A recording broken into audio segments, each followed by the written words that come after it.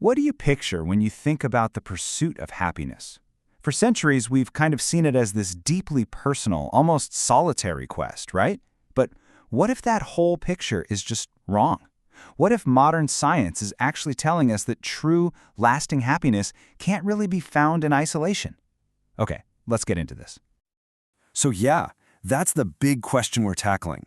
There's this real tension, between the classic idea of finding happiness within yourself, by yourself, and this growing pile of research that says it's actually a shared, collective experience.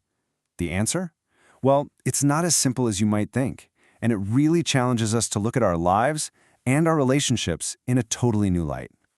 To really get to the bottom of this, we need to turn to a specific field of study, one that has completely flipped our understanding of what it means to live a flourishing life. And that field is called positive psychology.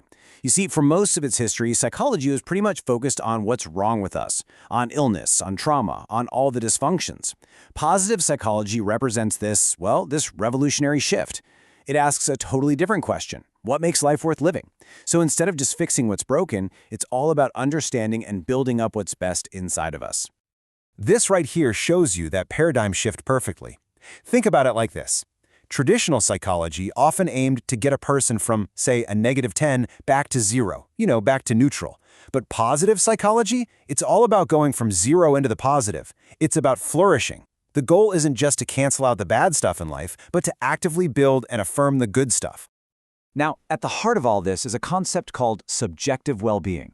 And this isn't just about feeling good in the moment. It's the scientific study of how our personal, inner worlds, our thoughts, our feelings, are deeply, deeply tangled up with our social, collective lives. It's really the bridge between the me and the we, and it's absolutely essential for understanding this new science of happiness. And like any good science, this field isn't just sitting still. It grows. It refines its ideas. To see this in action, we can just look at the work of one of its most important figures, Martin Seligman, and watch how his own thinking changed over time. So Seligman first came up with what he called the authentic happiness theory. But after a while, he looked at his own work and realized, this is too narrow. He saw that happiness was so much more than just feeling positive emotions. And that led him to develop the much broader well-being theory, a more complete framework for understanding what it really means for a person to flourish. It's a great example of a science that's willing to correct itself and always dig deeper. And this right here gets to the absolute core of his new theory. Well-being, he says, is built on several pillars. But for our question today, one of them really stands out: positive relationships. Seligman realized that we seek out relationships not just because they make us feel good, but for their own sake. They have their own intrinsic value. They're a fundamental piece of a flourishing life, just as essential as finding meaning or achieving our goals. Okay, so if positive relationships are that crucial for our well-being, that brings up a really big question, right? How are we supposed to navigate them, especially when conflict comes up? How do we handle the friction that's just inevitable when our lives are all connected? Well, one really powerful answer comes from something called nonviolent communication, or CNV. And it's so much more than just a technique for winning arguments. It's really a practical, ethical tool for building the very connections that this science of well-being tells us are so important.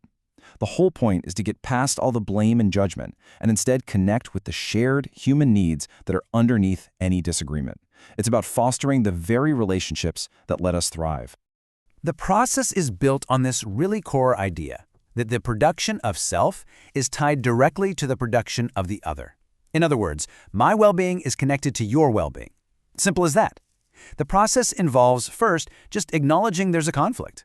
Then, you consciously try to connect your own needs to what the other person might be needing. And finally, you focus on that common ground, on our shared humanity. It's basically a roadmap for turning conflict into connection. And that brings us right back to where we started. We've looked at a whole new science of well-being and a practical tool for building connection. So, what's the final verdict on our big question? This quote, wow, it really just nails it. Is it possible to be happy alone? The science of positive psychology pretty clearly suggests that the answer is no, not in a deep, meaningful way. Our individual happiness just isn't a solo project. It is fundamentally, unavoidably linked to the well-being of the people around us. Our lives, our goals, our ability to flourish, it's all interconnected. So maybe the best way to think about happiness isn't as some private destination you arrive at, but as a common horizon that we are all moving toward, together. The pursuit of well-being isn't just an individual journey, it's a collective one. And that leaves us with a final question to think about. What kinds of practices can we build in our own lives that help create that shared horizon for everyone?